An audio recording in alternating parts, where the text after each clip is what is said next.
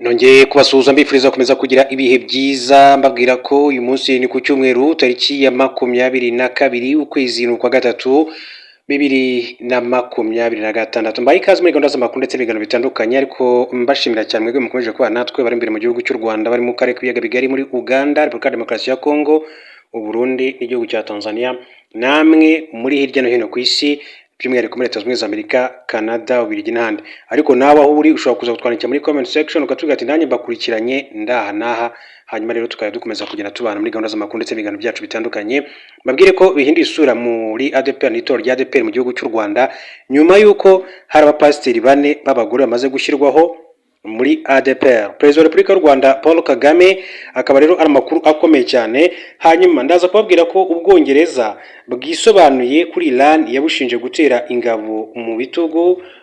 Mu by'ukuri andi makuru akomeje kugenda avugwa, turaza kugaruka kuri iriya ntambara mu burasirazuba bwo hagati, ariko ndaza guca muri Repubulika ya Demokarasi ya Kongo mbabwire amakuru avugwa kuri Perezida Felix Tshisekedi na Air Congo cyangwa se ni sosiyete y'ubwikorezi y'indege yo muri Repubulika ya Demokarasi ya Kongo. Mbere gato rero ko twinjira kuri amakuru yombi muri rusange, reka duhere ku ncamake y'amakuru y'ingenzi agezweho, tubone kugaruka tujya ku nkuru yacu iby'abapasiteri bagera kuri bane b'abagore bamaze gushyirwaho muri ADEPR. Arabia Saudite yirukanye abadiplomate ba Iran. Arabia Saudite yatangaje ko yirukanye abadiplomate benshi ba Iran bazira ibitero igihugu cyabo gikomeje kandi kugaba Riyadh n'ahandi hatandukanye muri iki gihugu. Abadiplomate birukanwe barimo warushinzwe ibikorwa bya gisirikare muri ambassade, defense attaché, umwungirije ndetse n'abandi bakozi batatu ba ambassade, bose bahawe amasaha 24 yo kuba bavuye muri Arabia Saudite. Ni icyemezo cyatangajwe na Minisiteri y'Ububanyi n'Amahanga ya Arabia Saudite kuwa gatandatu tariki 21 Werurwe 2026. Yavuze ko ibitero Iran ikomeje kugaba ku bihugu byo mu burasirazuba bwo hagati birimo Arabia Saudite biyabanye n'amategeko mpuzamahanga ndetse n'amahame agenga ibihugu bituranye. Iyi Minisiteri yakomeje ivuga ko ubwami bwa Arabia Saudite bukomeza kandi gufata ingamba zose z'ingenzi mu kurinda ubusugire, umutekano, ubutaka, ikirere, abaturage aba muri Arabia Saudite ndetse n'inyungu zose z'igihugu. Iki cyemezo cya Arabia Saudite kijya gusa neza n'igiherutse kandi gufatwa na Qatar byo kwirukana abadiplomate ba Iran. Iran ishinjwa ko ikomeje kandi kugaba ibitero ku bihugu bitandukanye byo mu burasirazuba bwo hagati, ishinja gukorana na Leta Zunze Ubumwe za Amerika nabo mu burengerazuba bw'isi mu mugambi wo kuyishozaho intambara. Muyandi makuru mu buryo bw'inshamake cyo kunemba babwireka duce muri Repubulika ya Demokarasi ya Kongo, mabwire ko Tshisekedi mu ihuriro rikomeye cyane ryo kubyutsa Congo Airways. Perezida wa Repubulika ya Demokarasi ya Kongo Felix Antoine Tshisekedi ahanganye n'ikibazo cy'uburyo azabyutsa ibikorwa bya sosiyete y'iki gihugu ikora ingendo zo mu kirere Congo Airways nyuma y'ibibazo uruhuri ikomeje guhura nabyo.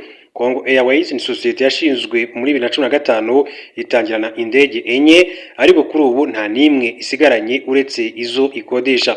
Amakuru dukesha Radio France International avuga ko ubu ibikorwa bya Air Congo byahagaze ndetse indege zose yari ifite nta nimwe ikora kubera ibibazo zagize byaturutse ku kutitabwaho neza. Uretse indege ya Air Congo yari ifite nizo ikodesha ntabwo ziri mu kazi kuko zimwe abapilote bayo ntibafite ubushobozi bwo kuzitwara mu gihe izindi zitarabona kandi ibyuma bisimbura ibishaje. Air Congo kandi yugarijwe n'ibibazo by'amadeni, kwishyura imishahara ndetse n'ibirarane by'imisoro. Amakuru yizewe ashimangira ko mu mpera z'icyumweru Perezida Tshisekedi yavuze ko kuba Air Congo kandi idakora biteza igihombo gikomeye cyane igihugu. Yasabye ko hashyirwaho gahunda ihamye ijyanye no kubyutsa ibikorwa by'isosiyete. Perezida Felix Tshisekedi yavuze ko guverinoma ikwiriye kwiga ihereye mu muzi iki kibazo ndetse igashyiraho uburyo bunoze bw'imicungire y'imari y'iyi sosiyete. Bibaye nyuma y'uko muri 2022 inama Minisitiri ya Repubulika ya Demokarasi ya Kongo yari yemeje ishingwa rya sosiyete nshya y'indege Air Congo isimbura Congo Airways. Guverinoma ya Repubulika ya Demokarasi ya Kongo yari yavuze ko iyi sosiyete kandi izashingwa gufatanya na Ethiopian Airlines isanzwe ikora ingendo z'indege, ariko imigabane myinshi cyane ikaza ari iya guverinoma ya Congo. Ibibazo byatangiye ubwo amasezerano kandi yari hagati ya Kenya Airways na Congo Airways arangiriye ntigire avugururwa. Muri amakuru kandi mu buryo bw'inshamake, reka duce mu gihugu cya Tanzania mbabwire ko hari inkuru ivuga yuko umupolisi yafunzwe azira kwica umujura wa telefone. Rogers Mari umupolisi wa Tanzania ukorera mu gace ka Iringa yakatiwe gufunga imyaka igera kuri 2 nyuma yo guhamwa n'icyaha cyo gukubita no kwica uwakekwaho kwica telefone. Amakuru dukesha The Citizen avuga ko icyaha cyo kwica Rogers Mari yamijwe yagikoze mu Ukuboza 24 nyuma yo gukubita no kwica umusore witwaga Nashoni Kiyeyewu tariki ya 14 Ukuboza 2024 nibwo uyu mugabo kandi wakoreraga kuri sitasiyo ya polisi ya Ipogoro yakiriye amakuru ko Kiyewu yibye telefone nyuma yo gutabwa muri yombi. Rogers Murray ngo yakubise uyu musore bikabije ndetse bimuviramo ibikomere. Nyuma Kiyewu ngo yasanzwe yataye ubwenge ndetse aza gupfa ubwo yaragejejwe ku bitaro bya Iringa.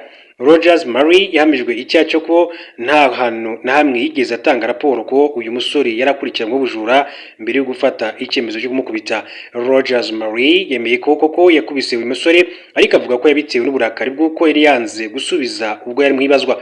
Urukiko rwahamije Rogers Murray icyaha cyo kwica atabigambiriye rumukatira gufungwa imyaka 2 muri iki gihugu cya Tanzania. Murandi makuru mu buryo bw'incamake reka nce kuri inkuru mabwire ko Ubwongereza bwisobanuye kuri Iran yabushinje gutera ingabo mu bitugu Amerika.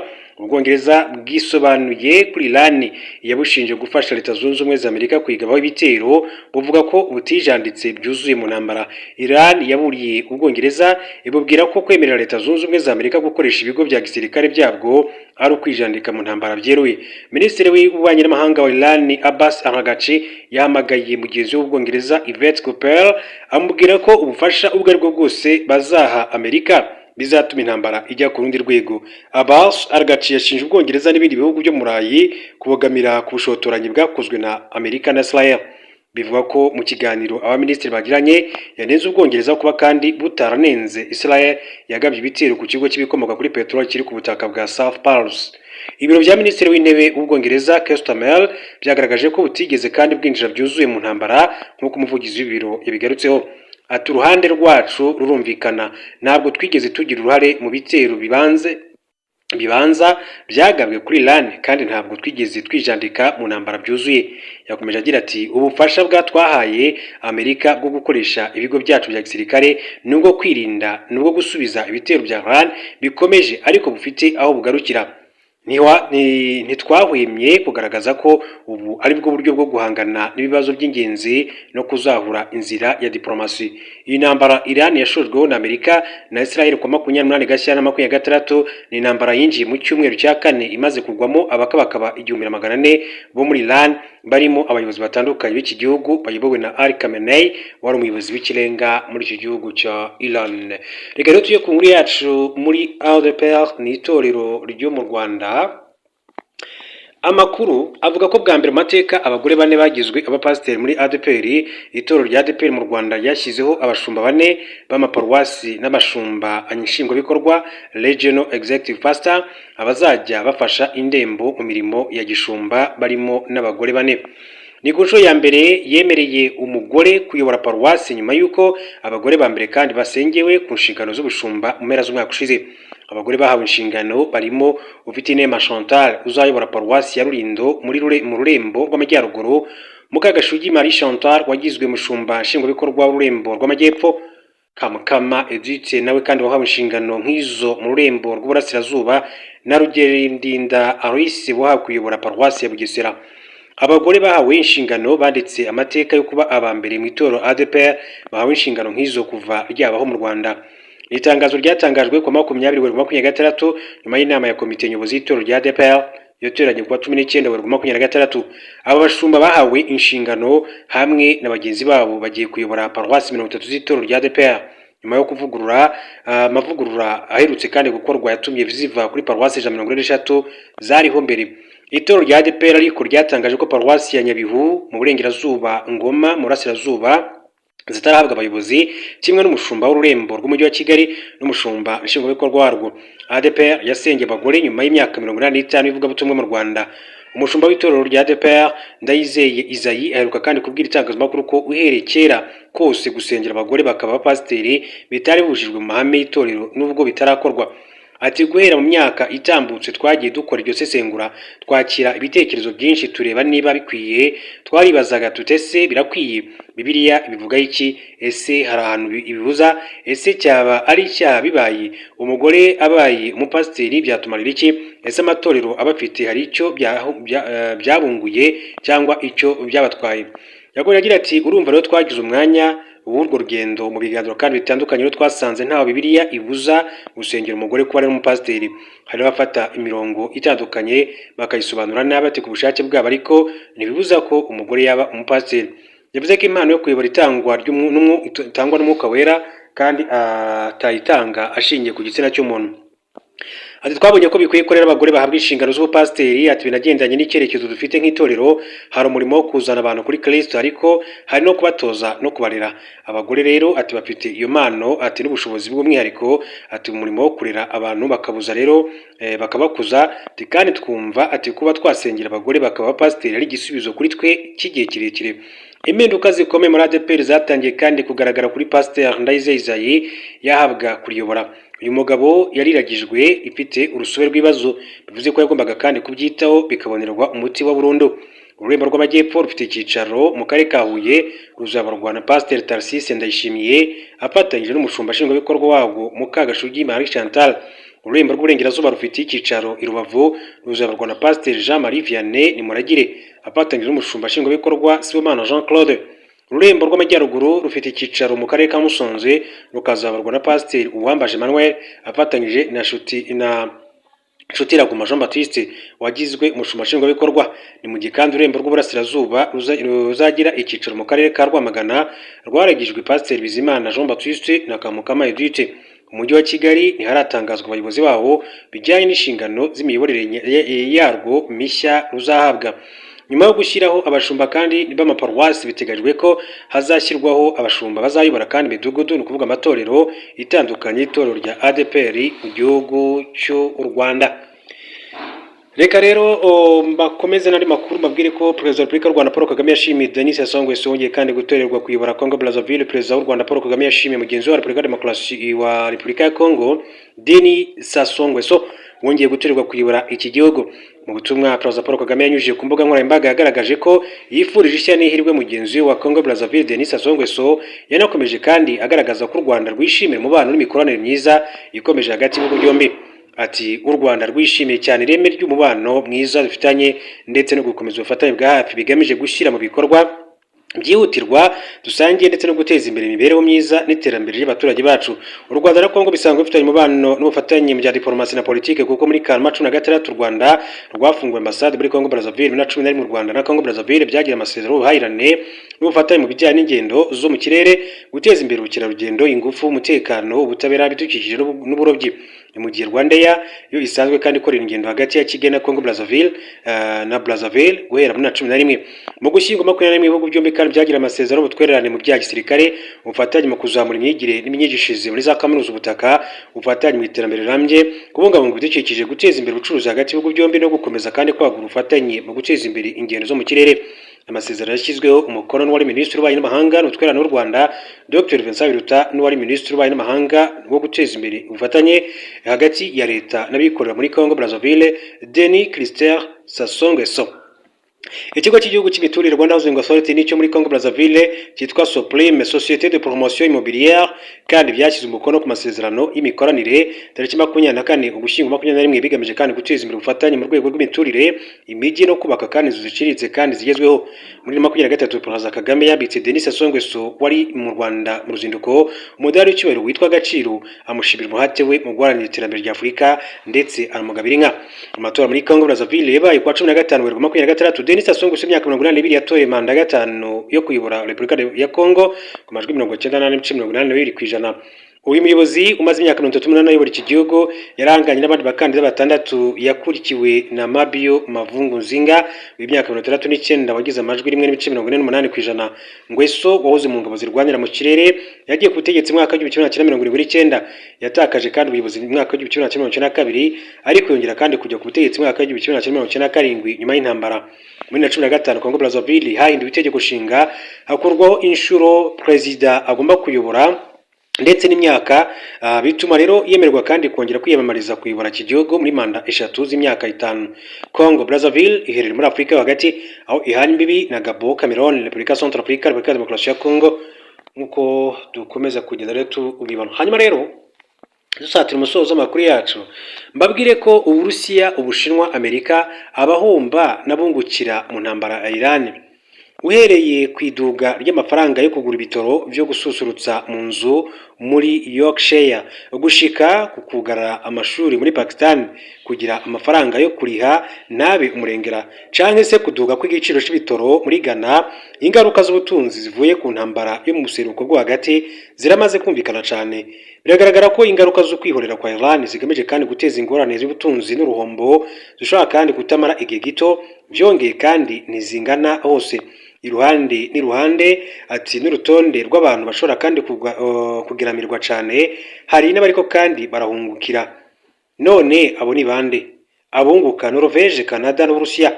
Nubwo hari ishaka rikomeye cyane ryo kurondera amasoko ntanganguvu yisubiriza, turacakoresha cyane ibitoro na gaze. Ibihugu bifise ububiko bwinshi cyane bw'ivyo bitoro akenshi birabikuramwo itunga ryinshi cyane, arico gituma rero ibitoro byataziriwe inzahabu irabura. Iyo ibiciro biduze abimbura ibitoro barahungikira cyane, mu gihe kandi ababigura bo umufuko usigara wera.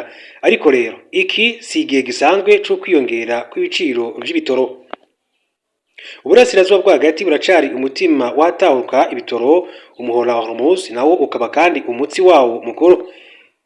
Iyugarwa ry'umuhora wa Hormuz n'ibitero ku bikorwa remezo by'ibitoro bya gaze muri ako karere vyagize ingaruka zikomeye cyane ku mahunguriro iyo muri kigobe nka Qatar na Arabia Saudite, mu gihe Iran irondera gutera ibihugu bicuditse na Amerika. Mu gihe abaguzi bariko kandi bararondera ahandi bakura ivyo bitoro, ibihugu nka Norvege na Canada nivyo bishobora kandi kungukira. Inyuma yaho Uburusiya butereye Ukraine muri 2022, hanyuma ibihugu byinshi cyane ati bakarondera kugabanya kuzera cyane gaz kuri gaze y'Uburusiya. Norvege yarashoboye kandi kongereza ubushobozi bwo kwimbura ibitoro ndetse no kuvyungukiramo kenshi cyane. Hagati umushikiranganje wa Canada ajejwe amasoko ntanganguvu Tim Hodgson yihutiye kuvuga ko igihugu ciwe ari igihugu ritekanye cyo kwizigira kitari mu mahindago gihingura amasoko ntanganguvu rishingiye ku ngega agaciro, ariko hari ibibazo ku bijanye n'ingene Canada ishobora kandi kongereza umwimbu nk'uko bivugwa. Uburusiya nibwo bushobora kandi kunguruka gusumba abandi, mu gihe Amerika yoroheje ingingo mu kurondera kugabanya ubukene bw'ibitoro vy'isi. Ivyo Uburusiya rero bugurisha ku Buhinde vyaciye biduga ku rugero rwa 50%. Ibiharuro bimwe bivuga ko Uburusiya bushobora kandi kwinjiza izindi miliyaridi 5 imbere yuko ukwezi kwa gatatu guhera, kandi bakaba kandi bashobora kuba buri mu nzira yo kugira umwaka w'inyungu ya mbere nini mu bijanye n'ibitoro kuva 2022. Leta z'Ubumwe za Amerika zishobora kandi gusanga zitumye Uburusiya baronkeye inyungu munini cyane. Ibihugu byo mu kigobe c'Abarabu byo bikahombera, hariho n'abandi kandi bashobora kuharonkera inyungu, mu gihe ibihugu bimwe kandi bimwe biriko kandi bisubira gukoresha ibizuku, no kuvuga charbon cyangwa coal. Ni akaryo keza cyane ku bihugu bikomeye cyane mu kubishora hanze nka Indonesia, kuko ibiciro c'ivyo ubuzuku naco nyene kiriko kigenda kiyongera. Tuvuge iki kuri Leta Zunze Ubumwe za Amerika? President Donald Trump avuga ko iyo ibitoro biduze igiciro Amerika yinjiza amafaranga menshi. Nta nkeka amahinguriro y'ibitoro muri Amerika ashobora kandi kwinjiza imiliyaridi 10 z'andi mafaranga muri umwaka, mu gihe ibiciro by'ibitoro vyoguma ku rugero biriko ubu. Ariko ivyo ntibisigura ko Amerika ariyo yunguka. Ubwa mbere ni ukubera ko hari amakompanyi amwe n'amwe akora ibijanye n'ibitoro afise ibikorwa byinshi mu buseruko bwo hagati, aho ibintu kandi bishobora guhungabana. Nk'akarorero, ishirahamwe ryitwa ExxonMobil rifise ibikorwa mu ruganda rwa Ras Laffan muri Qatar, aho umusaruro wahagaritswe kuva mu ntango z'ukwezi kwa gatatu, kandi hakaba hamaze kugabwaho ibitero vya misile vya Iran aho vyononye ibitari bikeya. Ubwa kabiri, inyuma y'imyaka myinshi byagabanya ubushobozi bwabo kubera igabanuka ry'ibiciro ku masoko, abimbura ibitoro vyo mu bitare Shell ntibashobore kandi kongereza umwimbu vyihuta. Kandi igihambaye kuruta vyose, ubiravye ku muntu umwe, abanyamerika nibo bakoresha ibitoro na gaze vyinshi cyane ku isi yose, kuva ku gushusha inzu mu bihe vy'imbeho ikomeye mu karere ka Midwest gushika ku gukoresha imodoka cyane mu bihe vy'ingendo nyinshi. Ati barakorwaho cyane n'ihindagurika ry'ibiciro vy'ibikomoka ku bitoro. Abahinga mu by'ubutunzi bo muri Oxford Economics baburira ko ibiciro vy'ibitoro vyoshika ku madolari 140 bikaguma kuri urwo rugero, ubutunzi bushobora kandi kugabanuka mu buryo bukomeye cyane ku isi yose.